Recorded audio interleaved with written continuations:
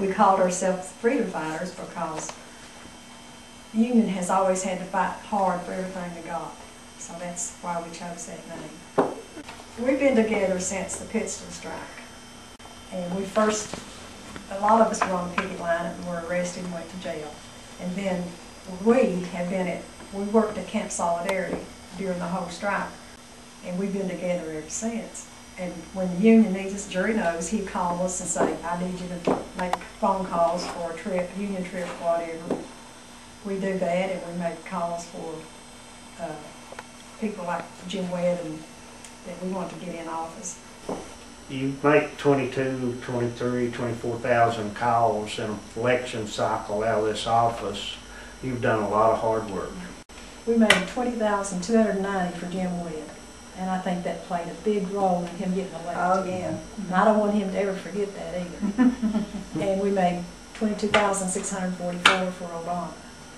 Yeah, they even called my house, and I don't know why. Betty did. Yeah. She dialed it before she We realized. will make sure. We've even called Cecil Roberts' house. Yeah, we have. If your name's on the list now, they'll call you. That's right.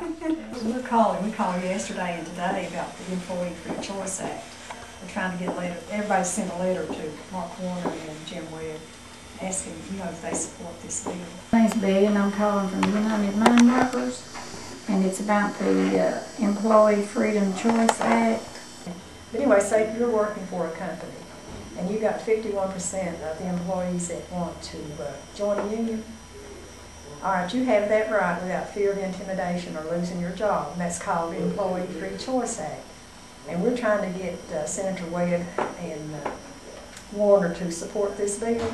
What we'd like to do is send you a letter and get you to handwrite it and sign your name, and we're going to send it to Jim Webb and Mark Warner. Would you do that for us? Miss Well, Hale? you're a fine lady, and I appreciate it. We're just like family. If one of us has a problem, we all have problems. With the solidarity that was showed through the Pittston strike, it didn't die after the Pittston strike. We've all stayed together and we saw then that there were strength in the union and strength in numbers, and we can prevail if we stick together. Without a union, you're just lost. A union is everything. I owe everything I have to the mine workers.